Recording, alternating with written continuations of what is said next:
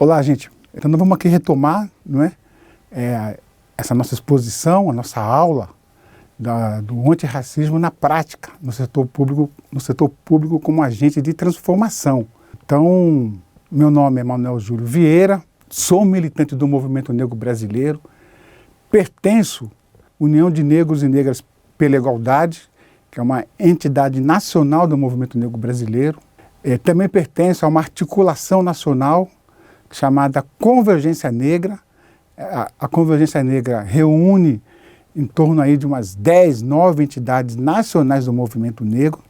Eu sou da assessoria política do gabinete da deputada estadual Alice Brandão, do estado de São Paulo, né? E também fiz parte do Conselho Nacional da Promoção da Igualdade Racial do governo federal, da gestão de Lula e Dilma, que era a antiga CEPIR, juntamente ali com várias entidades do movimento negro e com um conjunto de ministérios. Então era o Conselho Nacional. Então nós falamos sobre o Estado, né, como agente responsável de aplicar as políticas de ação afirmativa a partir do racismo estrutural que o nosso país vive, ou o mundo vive, né, o racismo estrutural, que é uma raça que domina uma outra raça, e de várias formas, né? Através da política, da economia, da cultura, da violência física, da violência mental. Então nós precisamos mudar essa estrutura. Então, enquanto não se muda essa estrutura, o movimento negro tem lutado constantemente, né, aqui no Brasil para viabilizar então as políticas públicas. Nós tivemos avanços importantes na elaboração a partir dos anos 90, na entrada dos anos 2000. Então nós avançamos muito nessa questão. E tivemos as conferências nacionais, né? Isso também ajudou muito. A conferência de 2005, de 2009, 2013, 2018. Então as conferências foram marcos importantes, onde reuniu os militantes do movimento negro brasileiro com os três órgãos, né? O governo federal, estadual e municipal. Então, dessas conferências nós tivemos um conjunto de propostas, de ações, e estamos nesse processo desses anos todos tentando viabilizar, né? É um processo difícil, mas temos tido vitórias importantes da luta racial aqui no Brasil.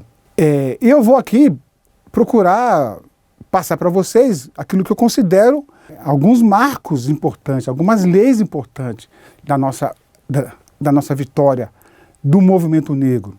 São vitórias positivas. É bom aqui frisar. Nós ainda vivemos num marco político de muita desigualdade social, né? De muita desigualdade política. Há uma contradição política no nosso país tremenda, de uma massa de trabalhadores, né, fora do mercado de trabalho. E essa contradição, essa desigualdade social precisa ser alterado. Enquanto não há essa alteração, nós então vamos procurar, através de políticas afirmativas, de amenizar, ganhar espaço político, garantir a nossa sobrevivência política também, a nossa sobrevivência enquanto ser humano, de homens e de mulheres negras do nosso país. Nós tivemos uma vitória importante em 1988, porque não tinha essa lei, que é a Lei K.O., que é a lei manda prender, que é a Lei 7.716, né? Que é a lei contra o racismo. A Lei K.O., que sofreu algumas alterações no percurso do tempo, alterações importantes, positivas, mas eu considero que essa foi a primeira lei, em 88, que o movimento negro conseguiu, através do deputado federal Carlos Augusto, né, então, que leva o nome dele, que é K.O., conhecido como deputado K.O., que manda prender quando um homem, uma mulher, um jovem é discriminado, né, pela sua cor de pele. Qual outra lei também que eu considero importante nesse nosso processo de política de ação afirmativa? Para vocês verem o absurdo do nosso país. Um país que tem a sua grande maioria de homens e de mulheres negros, nós podemos considerar que 80% da cultura nacional é uma cultura negra que tem uma grande influência do continente africano.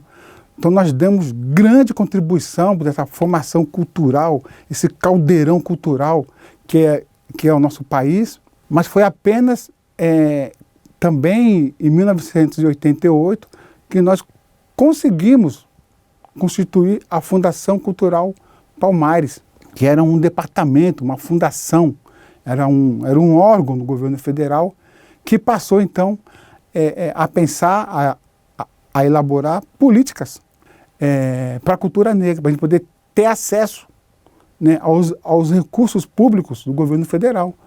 Isso em 1988.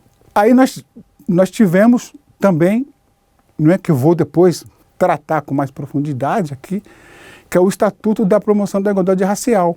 Eu falei lá atrás, né, que é a Lei 12.288 de 2010, que nós levamos aí quase 6 anos de debate, discussão, mobilização, conversa, diálogo com os parlamentares, com senadores, com o presidente da República, com o ministro do Supremo Tribunal Federal. Foram 6 anos, né?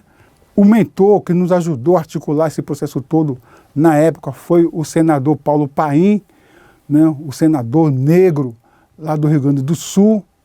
Ele que apresentou a peça do Estatuto da Promoção da Igualdade Racial.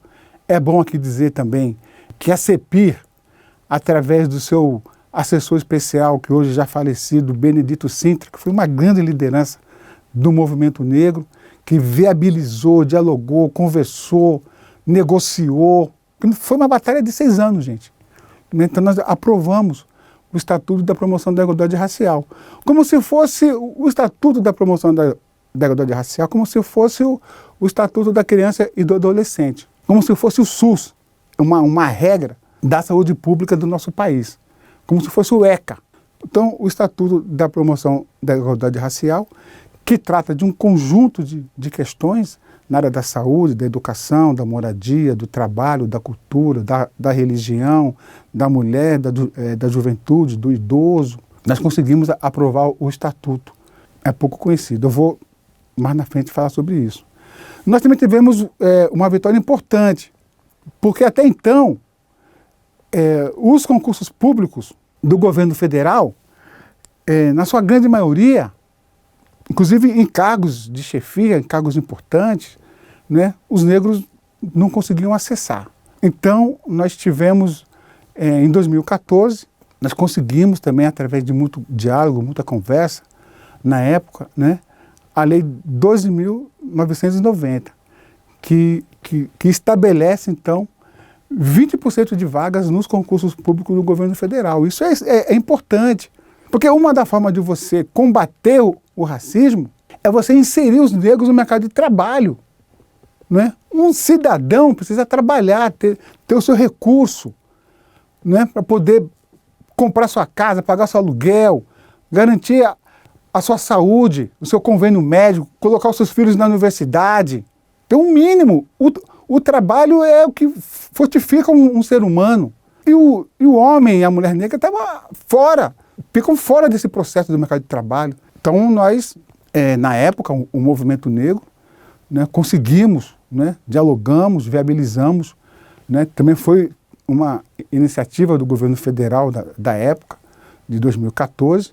Então hoje, né, 20% de qualquer concurso público do governo federal, 20% é reservado para homens e mulheres negras. Considero também uma outra vitória importante, né, hoje foi um debate intenso na nossa sociedade brasileira, foi muito intenso mesmo, né?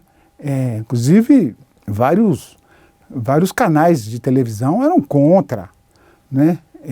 Vários pensadores da sociedade brasileira, inclusive pensadores avançados, né, do nosso campo da democracia e tal, que era a questão das cotas nas universidades públicas. Foi um debate intenso. Muita gente era contra. Onde já se viu da cota? Vai desqualificar as nossas faculdades públicas? Isso é um absurdo. Dar cotas? Isso é racismo ao inverso? Eles diziam isso. Vários editoriais de jornais Folha de São Paulo, Globo, a revista Veja. Foi um debate intenso que nós travamos com a sociedade brasileira, mas nós ganhamos esse debate, né? Trouxemos um conjunto de intelectuais brancos que compreenderam, assimilaram os partidos políticos, né? Parlamentar, que era preciso inserir os negros nas universidades públicas federais. Como é que você tem uma demanda de jovens negros, né, fora das universidades públicas, onde você vai construir o futuro da nação, né, profissionais qualificados, né, em várias áreas profissionais. E nós tínhamos aí 0, alguma coisa de negros nas universidades. Isso era um absurdo, isso era uma coisa que não podia se admitir no Brasil. Travamos essa batalha, né, e fomos vitoriosos, né, em 2012. Né, o Supremo Tribunal Federal, na época, vários ministros, teve uma audiência pública, né, lá no Supremo, que foi ao vivo, passou em todos os canais de televisão, né, todos os ministros, não, é justo, é correto, temos que equiparar, né, reconhecer o erro que o Brasil, que a sociedade brasileira tem com os negros e negras no nosso país. E uma das reparações é a necessidade das cotas nas universidades públicas. Ganhamos essa batalha. Aqueles que diziam que a universidade ia perder essa qualidade, que não sei o quê, que ia ficar isso, ia ficar aquilo, tal. De excelência, um conjunto de médicos negros, professores. É uma outra realidade, né? A convivência, a diversidade, porque a universidade tem que ser, isso, esse conjunto da diversidade que é o Brasil. Ganhamos essa batalha. Eu estou falando isso com muita ênfase, porque cotas é uma política de ação afirmativa extremamente importante num país de desigualdade social. Na Prefeitura de São Paulo, também se aprovou aqui cotas para os concursos públicos, uma vitória importante do movimento negro. Nós temos um problema grave, que eu considero ainda, né? Nós avançamos muito do ponto de vista da sua elaboração, né? Que é políticas públicas da saúde da população negra. Avançamos muito, não é? Inclusive as mulheres negras, através da Comissão Nacional que tem no Ministério da Saúde, nas comissões das Secretarias Estaduais de Saúde nos estados, em alguns municípios, encontros de agentes de saúde, de negros e negras. Então nós temos um arcabouço de políticas públicas para a população negra. O que nós não temos ainda são projetos de lei.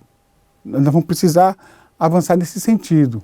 Eu também considero, né, do ponto de vista aí das ações afirmativas que nós avançamos, são os conselhos estaduais de participação social, né, da promoção de igualdade racial. Eu falei lá atrás. Os conselhos são espaços, né, são órgãos, são instâncias onde reúne a sociedade civil com o poder público daquela instância, seja do Estado ou do município.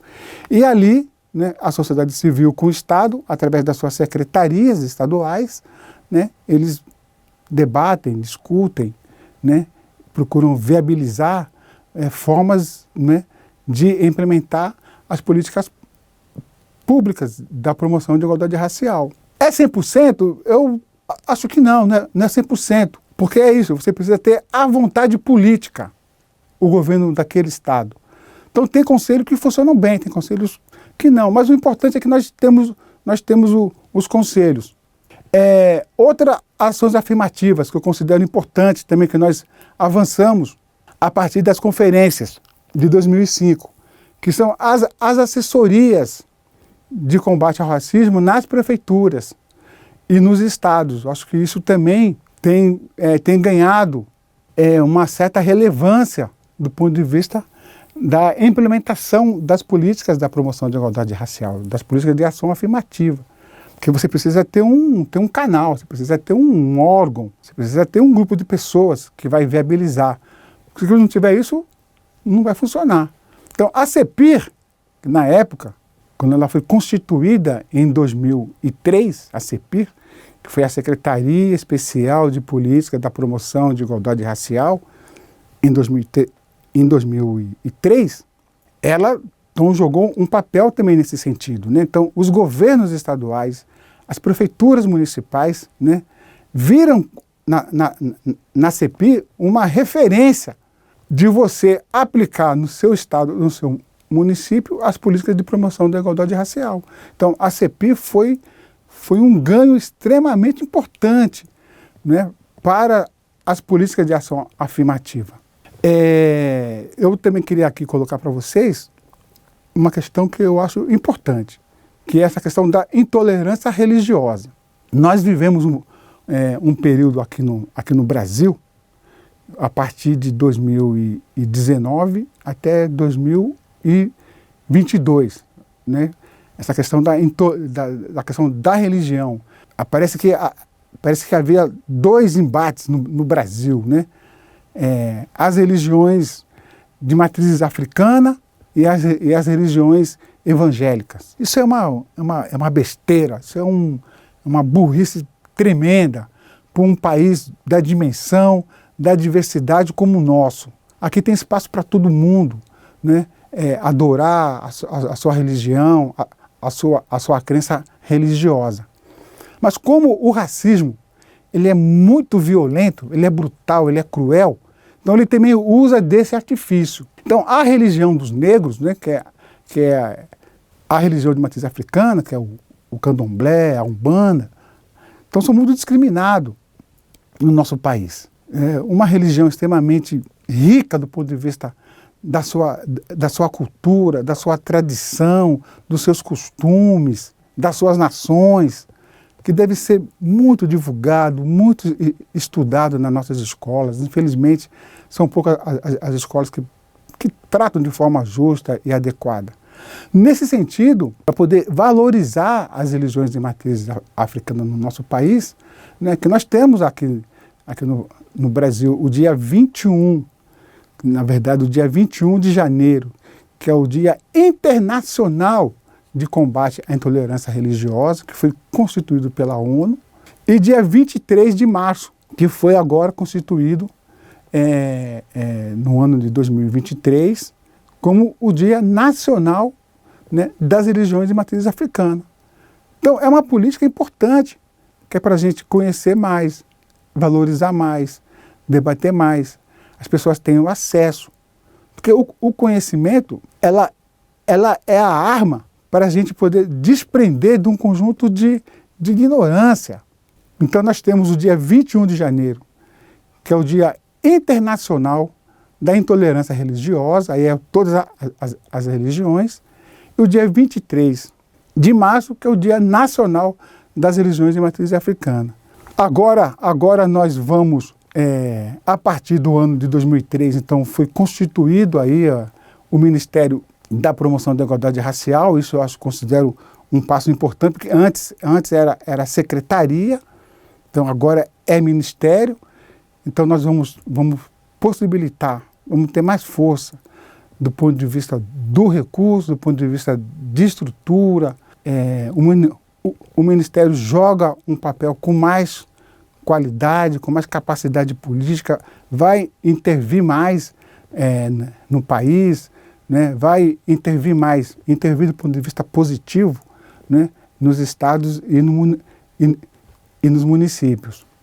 Eu falei aqui, mas eu vou jogar uma ênfase importante, que eu considero importante, que é a Fundação Cultural Palmares, né? que é um órgão, que é um departamento que hoje é ligado ao Ministério da Cultura, porque antes, na sua fundação, ele era ligado à Casa Civil, né? Mas de uns anos para cá, hoje então ele pertence ao Ministério da Cultura, a Fundação Cultural Palmares, né?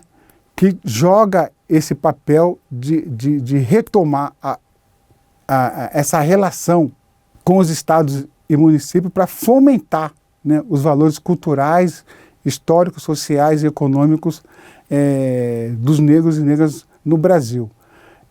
A Fundação Cultural Palmares, nesse ano de 2023, vai ser presidido por um grande conhecedor da cultura nacional, né, preside, mas pediu afastamento, que acho que é de conhecimento da grande maioria do povo brasileiro, que é o João Jorge, que presidia o grupo Olodum. Quem não conhece o Olodum? Não conhece o Olodum? Né? Um grande bloco carnavalesco de Salvador. Né? Então nós vamos ter aí na presidência da Fundação Cultural Palmares, nada mais, nada menos que o João Jorge, um grande intelectual da cultura afro-brasileira. Queria fazer essa referência porque eu considero extremamente importante. E vou aqui também reafirmar que é a questão da Lei 10.639, que é uma outra política de ação afirmativa, que eu também considero, nós falamos aqui das cotas, né, nas universidades, mas a Lei 10.639, que foi aprovada em 2003, logo depois da eleição presidencial do Lula em 2002, então logo em 2003, né, foi aprovado a Lei 10.639. Essa lei trata exatamente do quê? É do ensino da história da África e afro-brasileiro nas escolas públicas e particulares.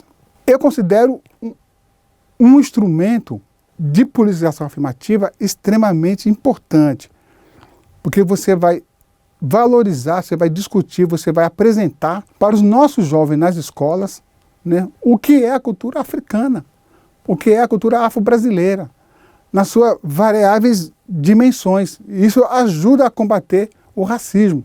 Mas, infelizmente, os estados e municípios ainda não foram ganhos ou não estão compromissados, porque é isso.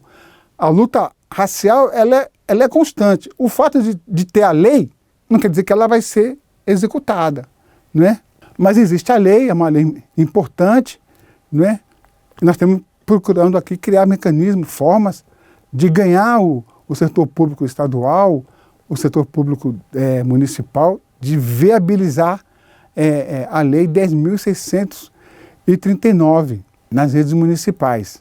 A Lei 14.532 de 2023, ele está fazendo um ajuste na Lei CAO, porque a Lei CAO tratava da questão que racismo é crime.